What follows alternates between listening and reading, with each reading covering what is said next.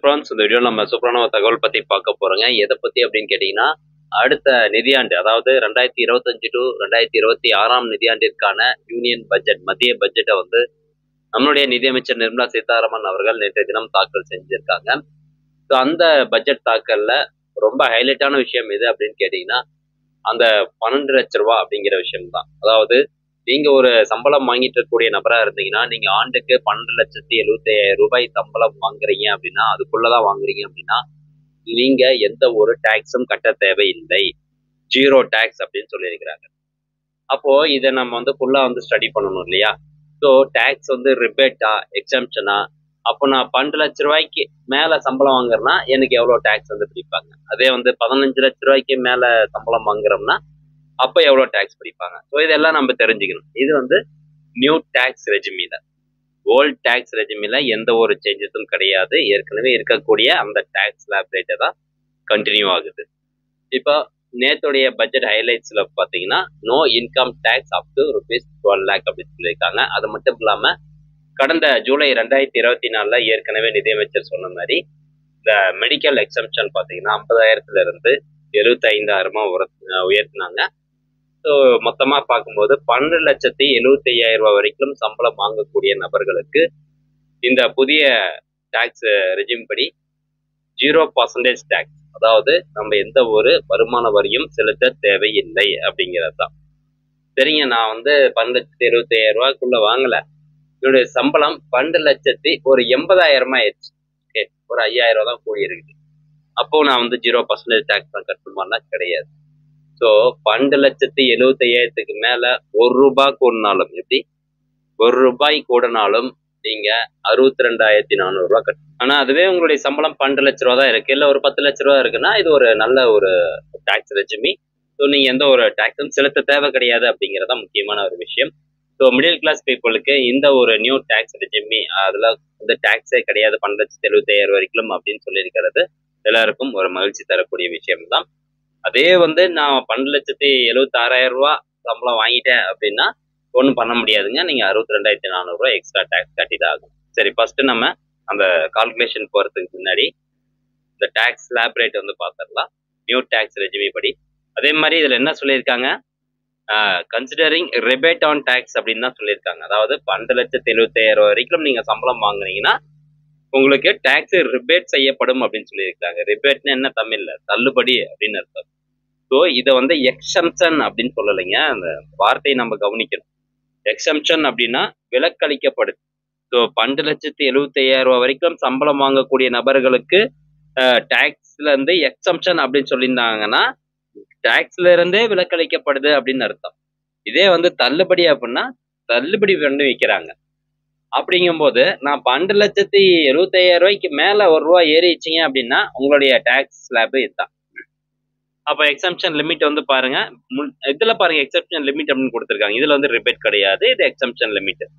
So நான் வந்து ஒரு 13 லட்ச ரூபாய் ஆண்டு வருமானம் வாங்குறேன் அப்படின்னா ஃபர்ஸ்ட் 4 லட்ச ரூபாய்க்கு எந்த ஒரு டாக்ஸும் செலுத்த தேவையில்லை. அந்த டாக்ஸ் அந்த அமௌண்ட் வந்து விலக்களிக்கப்படுது, அதான் எக்ஸம்ஷன் லிமிட். அதே 4 லட்சத்துல இருந்து 8 லட்ச ரூபாய்க்கு வந்து பாத்தீங்கன்னா எவ்வளவு டாக்ஸ் போடுவாங்கன்னா 5% வந்து போடுவாங்க. தென் நெக்ஸ்ட் 8 லட்சத்துல இருந்து 12 லட்ச ரூபாய் வரைக்கும் 10% டாக்ஸ். அடுத்த 12 லட்சத்துல இருந்து 16 லட்ச ரூபாய்க்கு வந்து பாத்தீங்கன்னா 15% டாக்ஸ் போடுறாங்க. 16 லட்சத்துல இருந்து 20 லட்ச ரூபாய் சம்பளம் வாங்குனீங்கன்னா 20%. அதே மாதிரி 20 லட்ச ரூபாயில இருந்து 24 லட்ச ரூபாய் சம்பளம் வாங்குனீங்கன்னா 25%. 24 லட்ச ரூபாய்க்கு மேல வாங்குறீங்க அப்படின்னா 30% டாக்ஸ் விதிக்கிறாங்க. இது நியூ டாக்ஸ் ரெஜிமியோட ஸ்லாப். ஸோ நீங்க இப்போ ஒரு குழப்பம் வரும், ஏங்க நீ அதான் 12 லட்ச ரூபாய் வரைக்கும் டாக்ஸே இல்லைன்னு சொன்னீங்க, அப்புறம் எதுக்கு இந்த 10% டாக்ஸ் அப்படின்னு கேட்டீங்கன்னா, அதான் நம்ம ஏற்கனவே சொன்ன மாதிரி 12,75,000 வரைக்கும் டாக்ஸ் கிடையாது, ரிபேட் இருக்கு. ஆனா நீங்க 13 லட்ச ரூபாய் சம்பளம் வாங்கிட்டீங்கன்னா இதுதான் உங்களுக்கான டாக்ஸ். அப்ப 4 லட்ச ரூபாயில இருந்தே உங்களுக்கு டாக்ஸ் ஆரம்பிச்சிடும். 13 லட்ச ரூபாய் சம்பளம் வாங்கினீங்கன்னா 4 லட்ச ரூபாயில இருந்து நீங்க டாக்ஸ் கட்டி ஆகும். அப்ப அதுபடி நம்ம ஒரு கால்குலேஷன் வந்து போட்டு வச்சிருக்கிறோம். இங்க பாருங்க, இப்போ நீங்க 12 லட்ச ரூபாய் வருமானம் வருது அப்படின்னா எவ்வளவு டாக்ஸ் கட்டணும் அப்படின்னு பாருங்க. 12,01 ரூபாய். ஸோ இந்த 75,000 ரூபாய் வந்து நார்மலா உங்களுடைய டோட்டல் வருமானம் எவ்வளவு, சம்பளம் எவ்வளவோ அதுல வந்து குறைச்சிருவாங்க. ஓகே, ஸோ அதையும் கன்சிடர் வந்து பண்ணுவாங்க. அப்ப அதனால 12 லட்சம் பிளஸ் ஒரு 75,000. ஸோ 12,75,000 ரூபாய்க்கு மேல நீங்க சம்பளம் வாங்குறீங்க. உதாரணத்துக்கு ஒரு 12,80,000 ரூபா வாங்குறீங்க அப்படின்னா டேக்ஸை பாருங்க. ஃபர்ஸ்ட் 4 லட்ச ரூபாய்க்கு 0 அமௌண்ட். அடுத்த 4 லட்சத்துல இருந்து 8 லட்ச ரூபாய்க்கு 5% டேக்ஸ் போட்டீங்கன்னா 20,000 ரூபா வருது. அடுத்த 8 லட்சத்துல இருந்து 12 லட்ச ரூபாய்க்கு 10% டேக்ஸ் போட்டீங்கன்னா 40,000 ரூபாய் வருது. அப்போ நீங்க மொத்தமா கட்ட வேண்டிய டேக்ஸ் பிளஸ் செஸ்ஸோட நீங்க கட்டணும்.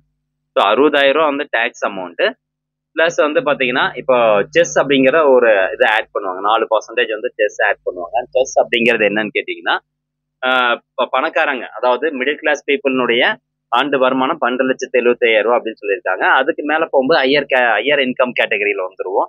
ஹையர் இன்கம் கேட்டகரியில வரும்போது எவ்வளோ டேக்ஸ் அமௌண்ட் நம்ம செலுத்தணுமோ அந்த டேக்ஸ் அமௌண்ட்ல ஒரு 4% எக்ஸ்ட்ரா நம்ம செஸ் அமௌண்ட் அப்படிங்கறத ஒன்று செலுத்தணும். அப்ப அதன்படி பார்க்கும்போது 62,400 ரூபா நீங்க கட்டணும். எவ்வளோ? 12,01,00,000 ரூபா போனாலும். ஓகே, அதே 15 லட்ச ரூபா நீங்க வருமானம் வாங்குறீங்க அப்படின்னா உங்களுடைய ஆண்டு சம்பளம் 15 லட்ச ரூபா அப்படின்னா மொத்தமா நீங்க டேக்ஸ் எவ்வளவு கட்டுற மாதிரி இருக்குன்னா 1,09,200 ரூபா. அப்போ எத்தனை பர்சன்டேஜ் நம்ம செலுத்துற மாதிரி இருக்கும் அப்படிங்கிறத பாருங்க. இப்போ 15 லட்ச ரூபா சம்பளம் வாங்கக்கூடிய நபர் அவங்களுடைய சம்பளத்துல இருந்து எவ்வளவு பர்சன்டேஜ் நம்ம டேக்ஸ் கட்டுறோம் அப்படின்னு கால்குலேட் பண்றதுக்கு tax amount divided by total income 15 லட்ச ரூபா அப்படின்னு போடுறேன். Okay, into 100.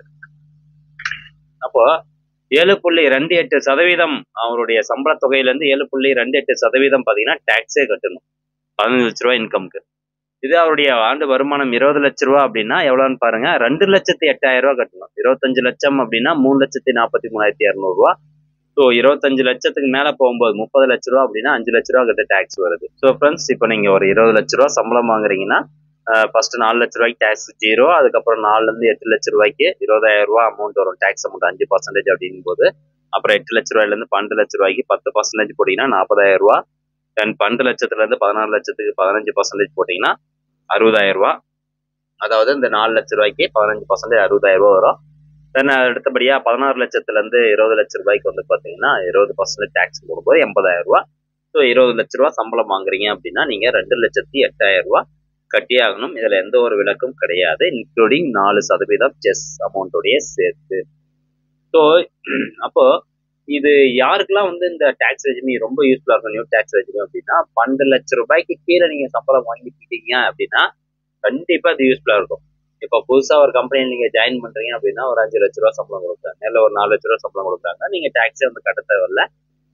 பழைய டாக்ஸ் ரெஜிமிலையும் பாத்தீங்கன்னா அந்த மாதிரி டாக்ஸ் கட்ட தேவையில்லை. ஆனால் இதே பழைய டாக்ஸ் ரெஜிமில நீங்க ஒரு 10 லட்ச ரூபா சம்பளம் வாங்கிட்டீங்கன்னா டாக்ஸ் அமௌண்ட் எகிரிடும். பட் நீங்க ப்ரூஃப் சப்மிட் பண்ணீங்கன்னா உங்களுக்கு டாக்ஸ் அமௌண்ட் குறையும். ஆனா இந்த நியூ டாக்ஸ் ரெஜிமில பாத்தீங்கன்னா 12,75,000 ரூபாய்க்கு மேல 1 ரூபாய் ஏறினாலும் நீங்க என்னதான் ப்ரூஃப் வச்சாலும் விலைக்கு ஆகாது. ஸோ அந்த 62,400 ரூபா நம்ம கட்டி தான் ஆகணும். ஓகே, ஸோ இதுதான் பட்ஜெட் அமௌண்ட் கால்குலேஷன். கண்டிப்பா அது உங்களுக்கு பயனுள்ளதாக இருக்கும் அப்படின்னு நினைக்கிறேன். அதே மாதிரி இந்த ஓல்ட் டாக்ஸ் ரெஜிமி அதெல்லாம் பாத்தீங்கன்னா எதுல எந்த ஒரு சேஞ்சஸும் கிடையாது, அது அப்படியே தான் இருக்குது.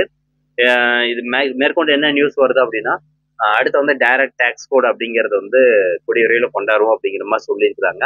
ஸோ அந்த டைரக்ட் டிடிசி அப்படின்னு சொல்லுவாங்க. அந்த டிடிசி 2025 கொண்டு வந்தாங்க அப்படின்னா இந்த பழைய டாக்ஸ் ரெஜிமி இருக்கு பார்த்தீங்கன்னா ஓல்ட் டாக்ஸ் ரெஜிமியை முற்றிலுமா தூக்கிட்டு இந்த நியூ டாக்ஸ் ரெஜிமி மட்டும்தான் அமல்ல இருக்கும் அப்படிங்கிறத சொல்லப்படும்.